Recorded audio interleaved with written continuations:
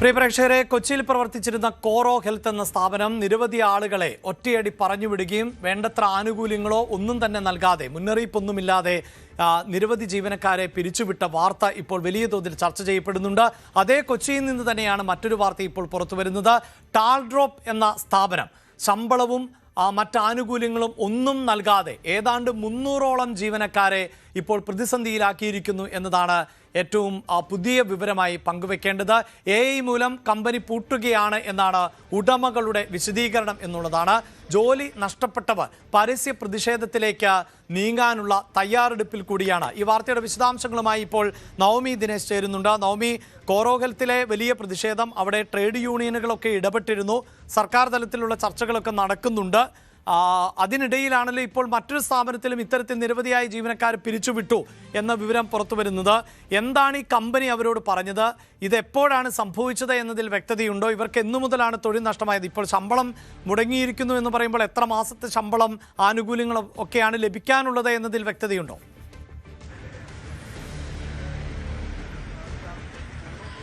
അഭിലാഷ്, തൃക്കാക്കര കേന്ദ്രീകരിച്ച് പ്രവർത്തിക്കുന്ന ടാൽഡ്രോപ്പ് എന്ന ഒരു സ്ഥാപനം, അത് IT സേവനങ്ങൾ നൽകുന്ന ഒരു സ്ഥാപനമാണ്. ആ സ്ഥാപനത്തിലാണ് 6 മുതൽ 11 മാസം വരെയായി ശമ്പളം മുടങ്ങിക്കിടക്കുന്ന സാഹചര്യം ഉണ്ടായിരിക്കുന്നത്. അതിലിങ്ങനെ ഒരു പരസ്യ പ്രതിഷേധത്തിലേക്ക് എത്തിയിരിക്കുകയാണ് ഇവിടുത്തെ ജീവനക്കാർ. വലിയ ബുദ്ധിമുട്ട് തന്നെയാണ് ഈ ജീവനക്കാർ അനുഭവിക്കുന്നത്. ഇവർക്ക് ഈ കമ്പനി നൽകുന്ന വിശദീകരണം എന്തെന്ന് വെച്ചാൽ, അവർ പറയുന്നത് ഈ കഴിഞ്ഞ ദിവസങ്ങളിലൊക്കെ നമുക്കറിയാം, ഈ ഗൾഫ് മേഖലയിൽ വലിയ തരത്തിലുള്ള പ്രതിസന്ധി നേരിടുകയാണ്. അതിനെ തുടർന്ന് ഇവർക്ക് വേണ്ട രീതിയിലുള്ള സേവനം നൽകാൻ കഴിയുന്നില്ല. ശമ്പളം മുടങ്ങിക്കിടക്കുകയാണ്. സാമ്പത്തികമായി വലിയ നഷ്ടത്തിലാണ് കമ്പനി എന്നാണ് പറയുന്നത്.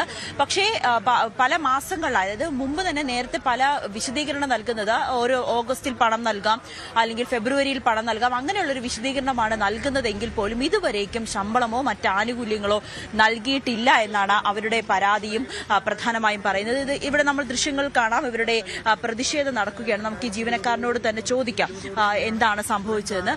ഇത് എത്ര നാളായി നിങ്ങളുടെ ശമ്പളം മുടങ്ങിക്കിടക്കുന്നത്? ഒപ്പം ഇവർ നൽകുന്ന വിശദീകരണം എന്താണ്? ഈ കമ്പനിയിൽ ജോയിൻ ചെയ്തത് മുതൽ ഇങ്ങനത്തെ ഇഷ്യൂസ് ഉണ്ട്, സാലറി ഡിലേയുടെ ഇഷ്യൂസ് ഉണ്ട്. പക്ഷേ ഘട്ടം ഘട്ടമായിട്ട് ഓരോരോ എമൗണ്ടുകളായിട്ട്, ഇപ്പോൾ ഫുൾ സാലറി ഇല്ലെങ്കിൽ പോലും ഹാഫ് സാലറിയും ഘട്ടം ഘട്ടമായിട്ട് ഇട്ട് വരുമായിരുന്നു. പക്ഷേ കുറച്ച് സമയത്തിന് ശേഷം, അതായത് ഇപ്പോൾ ജൂലൈ കാലയളവോട് കൂടിയിട്ട് സാലറി പൂർണ്ണമായിട്ട് നിന്നൊരവസ്ഥയായിരുന്നു. ഒത്തിരി പേരുടെ സാലറി ഫുൾ പെൻഡിംഗ് ആയിരുന്നു.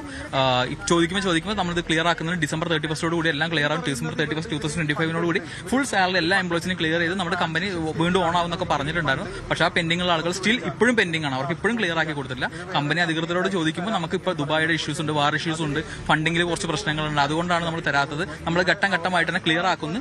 മെയ് 31, അതുപോലെ ജൂൺ 15, അതുപോലെ ജൂലൈ 15, ഇങ്ങനെ ഡേറ്റ്സ് മാത്രമാണ് തരുന്നത്. ഒന്നും വേറെ പേയ്മെന്റ് ആയിട്ട് വരുന്നില്ല. നിങ്ങൾ ഇവിടെ എത്ര ജീവനക്കാരാണുള്ളത്? ടോട്ടൽ അന്ന് ഞാൻ ഇറങ്ങുന്ന സമയത്തോളം 700ഓളം എംപ്ലോയീസ് ഉണ്ടായിരുന്നു. അതിലൊരു 300ഓളം എംപ്ലോയീസ് റിസൈൻ ചെയ്ത് പോയായിരുന്നു. ബാക്കി ഒരു 300ഓളം എംപ്ലോയീസ് പിന്നെയും ഉണ്ടായിരുന്നു ബാലൻസ്. കമ്പനി ഇതിനെ നഷ്ടത്തിലാണെന്ന് നിങ്ങൾ വിശ്വസിക്കുന്നുണ്ടോ? കമ്പനി നഷ്ടത്തിലാണെന്ന് പൂർണ്ണമായി വിശ്വസിക്കുന്നില്ല. കാരണം കമ്പനിയുടെ ഒത്തിരി കാര്യങ്ങൾ, മാർക്കറ്റിംഗ് ആയിക്കോട്ടെ, ബാക്കി കാര്യങ്ങളായിക്കോട്ടെ, ഡയറക്ടേഴ്സിന്റെ കാര്യങ്ങളായിക്കോട്ടെ, അവരുടെ കാര്യങ്ങളെല്ലാം വളരെ വൃത്തിക്കും വെടിപ്പും നടക്കുന്നുണ്ട്. ഒരു ബുദ്ധിമുട്ടോ കാര്യങ്ങൾക്കോ ഇല്ല. അവർക്ക് ഹോസ്പിറ്റലിൽ പോകാൻ ഇൻഷുറൻസ് ഉണ്ട്, പിള്ളേരെ പഠിപ്പിക്കുന്ന സ്കൂൾ ഫീസും കാര്യങ്ങളും, ഇവരുടെ എല്ലാ കാര്യങ്ങളും നടക്കുന്നുണ്ട്. ഇവിടെ വർക്ക് ചെയ്തിരിക്കുന്ന എംപ്ലോയീസിന്റെ കാര്യം മാത്രമാണ് പെൻഡിംഗ് ആയിരിക്കുന്നത്. നിങ്ങൾക്ക് ഇപ്പോൾ ഓഫീസിൽ കയറാൻ കഴിയുന്നുണ്ടോ? ഏറ്റവും ഒടുവിലായി ഇവർ നൽകുന്ന വിശദീകരണം എന്താണ്? ഞാൻ ഓൾറെഡി റിസൈൻ ചെയ്തായിരുന്നു, വേറെ കമ്പനിയിൽ ജോലി ചെയ്യുവാണ്. ഇവിടെ ഇപ്പോൾ ഞങ്ങൾ ഇതിനെക്കുറിച്ച് ചോദിക്കാനും പറയാനും ഞങ്ങൾ ഈ ഓഫീസിൽ കയറാറില്ല. വന്നിട്ട് കാര്യമില്ല, ഇവിടെ ആരും ഉണ്ടാവാറില്ല. ഓഫീസ് എപ്പോഴും അടഞ്ഞു കിടക്കുമായിരിക്കും. ഇത് മാത്രമല്ല, ഇപ്പോൾ കമ്പനിയുടെ പേര് മാറ്റിയിട്ടുണ്ട്. ഇപ്പോൾ TFB എന്നൊക്കെ പറഞ്ഞിട്ടുള്ള പുതിയ ബോർഡൊക്കെയാണ് വെച്ചേക്കുന്നത്. ഓരോ വട്ടം വരുമ്പോൾ ഓരോ ചേഞ്ചസ് ആണ് ഇവർ ഇട്ടേക്കുന്നത്. അപ്പോൾ ഇപ്പോൾ ടാൽഡ്രോപ്പ് അല്ല എന്ന രീതിയിലാണ് ഇപ്പോൾ സംസാരിച്ചുകൊണ്ടിരിക്കുന്നത്. അപ്പോൾ നിങ്ങൾക്ക് നിയമ നടപടിയുമായി പോകാൻ കഴിയില്ല? നിയമ നടപടിയായിട്ട് പോകാൻ കഴിയില്ല. ഓൾറെഡി ലേബർ കോർട്ടൊന്നും കാര്യങ്ങളൊന്നും ഇവർ നമ്മൾ കൈ ഒഴിഞ്ഞു. ആരും സപ്പോർട്ട് ചെയ്യാൻ നമുക്കില്ല. പോലീസിന് കൈ ഒഴിഞ്ഞു, ലേബർ കോർട്ടിൽ നിന്ന് കൈ ഒഴിഞ്ഞു. അവരെന്താ പറയുന്നത്? അവർ പറയുന്നത് ഇവർ കമ്പനി അധികൃതരെ കോൺടാക്ട് ചെയ്യാൻ പറ്റുന്നില്ല, അവർ ഫോൺ എടുക്കുന്നില്ല, നമ്മളിവിടെ വരുമ്പോൾ ഓഫീസ് അടഞ്ഞു കിടക്കുകയാണ്, അതുകൊണ്ട് പ്രത്യേകിച്ച് ആക്ഷൻസോ കാര്യങ്ങളോ എടുക്കാൻ പറ്റില്ല, നിങ്ങൾക്ക് അടുത്ത നടപടികൾ സ്വീകരിക്കാനുള്ള രീതിയിൽ ലേബർ കോർട്ടിലേക്കുള്ള നോട്ടീസും കാര്യങ്ങളും മാത്രമാണ് തന്നേക്കുന്നത്. എല്ലാവരും ഹെൽപ്ലെസ് ആയിട്ട് നിൽക്കും. അപ്പോൾ ഇനിയിപ്പോൾ എന്താണ് നിങ്ങൾ തീരുമാനിച്ചിരിക്കുന്നത്? എന്താണ് ഈ വിധത്തിൽ ഇത് നീണ്ടു പോവാണ്, ഇതിന്റെ സ്ഥാപനത്തുമായ ഉടമകളുമായിട്ട് സംസാരിക്കാൻ പറ്റുന്നില്ല, എന്താണ് നിങ്ങളുടെ അടുത്ത നടപടി? ഞങ്ങൾ ഇതുപോലെ പ്രതിഷേധം പറ്റുന്ന പോലെ തന്നെ വീണ്ടും വീണ്ടും കംപ്ലീറ്റ് ചെയ്യാൻ പറ്റുമോ നോക്കുകയാണ്. കാര്യം എന്താണെന്ന് വെച്ചിട്ടുണ്ടെങ്കിൽ, പ്രതിഷേധത്തിന് വരാൻ പോലും ഫണ്ടില്ലാത്ത അവസ്ഥയിലാണ് പല എംപ്ലോയീസ് നമ്മുടെ പ്രതിഷേധത്തിന്റെ കാര്യം പറഞ്ഞ് ബസ് ചാർജ് പോലും ഇല്ലാത്തൊരവസ്ഥയാണ്. അതുകൊണ്ട് പ്രതിഷേധത്തിൽ പങ്കെടുക്കാൻ തന്നെ പറ്റാത്തൊരവസ്ഥയിലാണ്. പിന്നെ ഫീമെയിൽസ് എംപ്ലോയീസും കാര്യങ്ങളും ആർക്കായാലും അവരുടെ ഫേസ് പുറത്തോട്ട് വന്നു കഴിഞ്ഞാൽ ഇൻ ഫ്യൂച്ചറിൽ അവർക്ക് ഉണ്ടാകുന്ന ഇഷ്യൂസും കാര്യങ്ങളും പേടിച്ചിട്ട് നിൽക്കുകയാണ്. അപ്പോൾ പറ്റുന്ന ആളുകൾ ഞങ്ങൾ വീണ്ടും പ്രതികരിച്ചുകൊണ്ടേ ഇരിക്കുന്നു മാത്രമേ ഉള്ളൂ. കുറച്ച് ദിവസം കഴിയുമ്പോൾ എന്തെങ്കിലും ഒരു ആക്ഷൻ എടുക്കുമെന്ന് ഞങ്ങൾ വിശ്വസിക്കുന്നു. നമ്മുടെ ചീഫ് മിനിസ്റ്റർക്കും എല്ലാവർക്കും ഞങ്ങൾ പരാതി കൊടുത്തിട്ടുണ്ട്. അപ്പോൾ എന്തെങ്കിലും ഒരു ആക്ഷൻ വരുമെന്ന് ഞങ്ങൾ പ്രതീക്ഷിക്കുന്നുണ്ട്. ഇപ്പോൾ ഒത്തിരി നാളായല്ലേ നിങ്ങൾക്ക് ശമ്പളം കിട്ടിയിട്ട് 6 മാസം മുതൽ 11 മാസം വരെ കിട്ടാതിരിക്കുന്ന സാഹചര്യമാണ്. അതെ അതെ അതെ, ഏകദേശം 11 മാസമാണ് എനിക്ക് സാലറി പെൻഡിങ് ഉള്ളത്. അത് ഓരോ ഘട്ടത്തിൽ ചോദിക്കുമ്പോൾ, അത് മാത്രമല്ല ഞാനൊരു അഡ്മിനിസ്ട്രേഷൻ ഡിപ്പാർട്ട്മെന്റിൽ വർക്ക് ചെയ്ത ആളാണ്.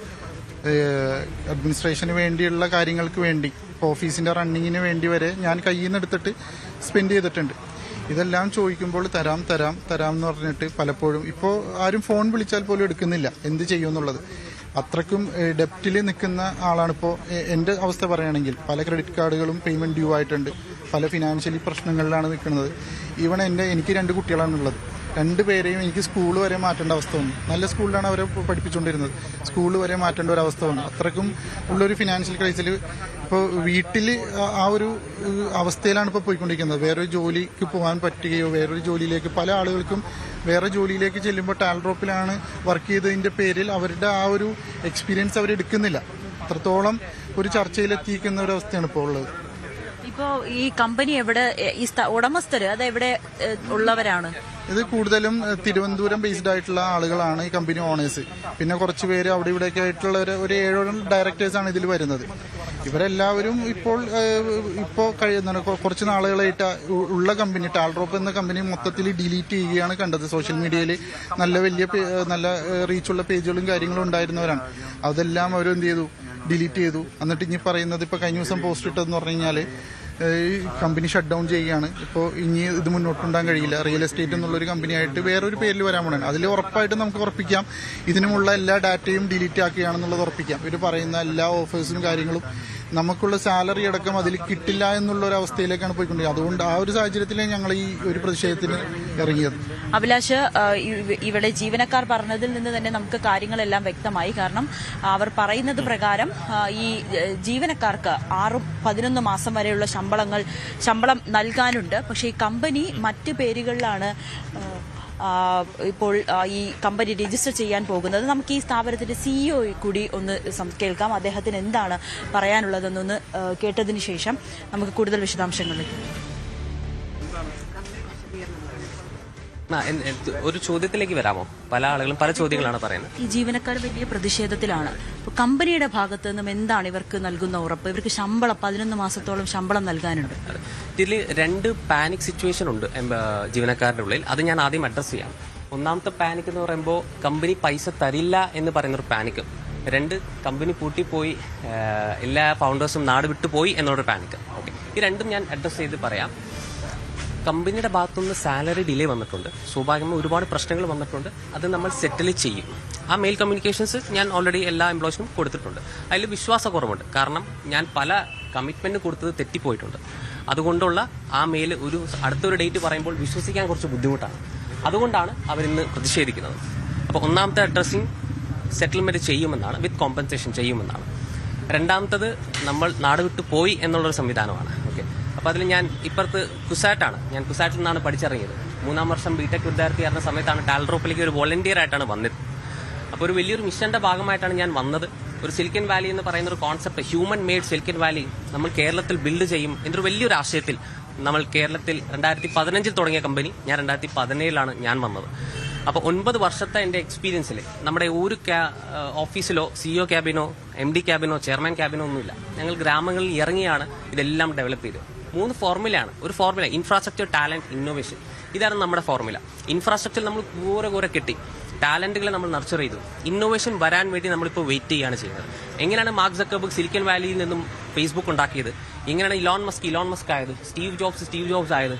അപ്പോൾ സ്വാഭാവികമായി നമുക്കും വേണം സ്റ്റീവ് ജോബ്സ്, നമുക്കും വേണം മാർക്ക് സക്കർബർഗ്, നമുക്കും വേണം ഈ പറയുന്ന ലോകം അറിയപ്പെടുന്ന ഓൺട്രപ്രനേഴ്സ്. ഇവരെങ്ങനെ വരുമെന്ന് ചോദിച്ചു കഴിഞ്ഞാൽ അതിനുള്ള ഉത്തരം നമുക്കില്ല.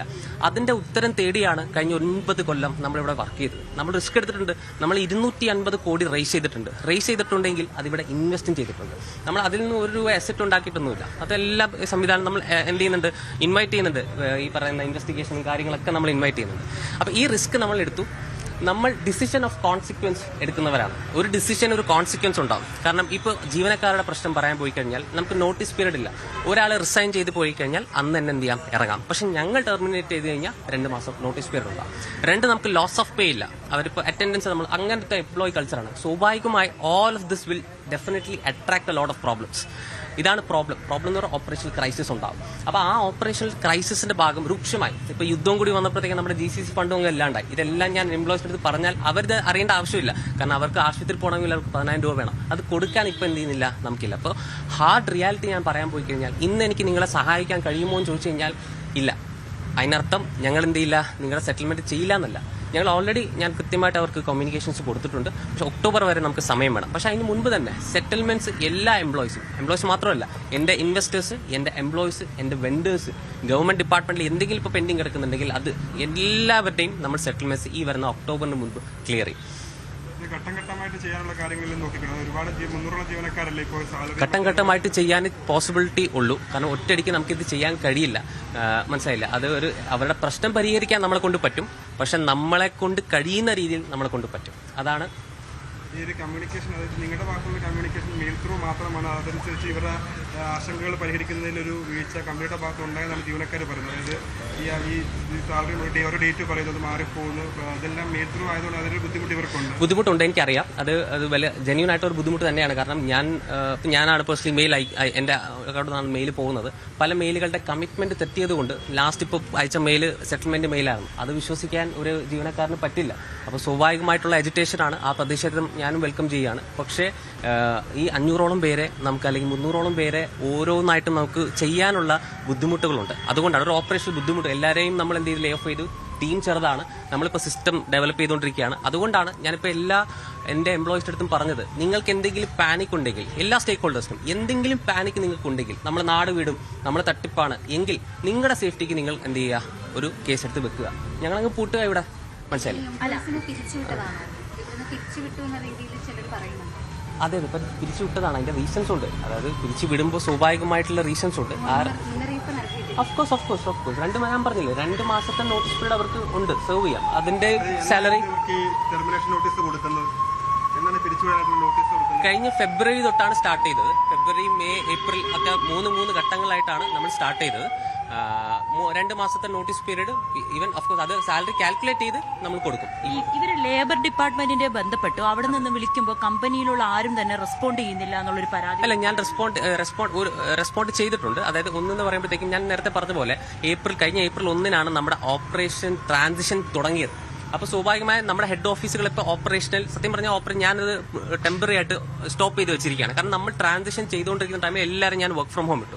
അപ്പോൾ ലെറ്ററുകളെല്ലാം ഇവിടെയാണ് വന്നിരുന്നത്. അപ്പോൾ സ്വാഭാവികമായിട്ടുള്ള അങ്ങനെ ഒരു മിസ്കമ്മ്യൂണിക്കേഷൻ ഉണ്ടായിരുന്നു. എന്നാൽ ഞാൻ എന്ത് ചെയ്തിട്ടുണ്ട്, ഞാൻ പേഴ്സണലി സംസാരിച്ചിട്ടുണ്ട്. ചിലവരുടെ കേസൊക്കെ ഞാൻ സംസാരിക്കുന്നുണ്ട്. അത് സെറ്റിൽമെന്റ്സിലേക്ക് നമ്മൾ പോകുന്നുണ്ട്. നമ്മൾ സെറ്റിൽ ചെയ്യും എന്ന് തന്നെയാണ് ഞാൻ ലേബർ ഡിപ്പാർട്ട്മെന്റിലേക്ക് പറയുന്നത്. അവരും സഹകരിച്ചു. എന്ന സ്ഥാപനത്തിൽ നിന്നാണ് ജീവനക്കാരെ പിരിച്ചുപിടിക്കുകയും അതോടൊപ്പം തന്നെ ഏതാണ്ട് 11 മാസമായി ശമ്പളം മുടങ്ങുകയും ചെയ്യുന്നു എന്ന വിവരം പുറത്തുവരുന്നത്. ഇപ്പോൾ കമ്പനിയുടെ പ്രതിനിധി പറയുന്നത് സ്ഥാപനം വലിയ സാമ്പത്തിക പ്രതിസന്ധിയിലാണ്, അതുകൊണ്ട് തന്നെയാണ് പിരിച്ചുവിട്ടു എന്നത് അദ്ദേഹം സ്ഥിരീകരിക്കുന്നുണ്ട്. വേതന വ്യവസ്ഥകളിൽ പിഴവുണ്ടായി എന്ന് പറയുന്നുണ്ട്. അടുത്ത ഒക്ടോബറിന് മുമ്പ് അത് സെറ്റിൽ ചെയ്യും എന്നാണ് അദ്ദേഹം ഇപ്പോൾ പറയുന്നത്.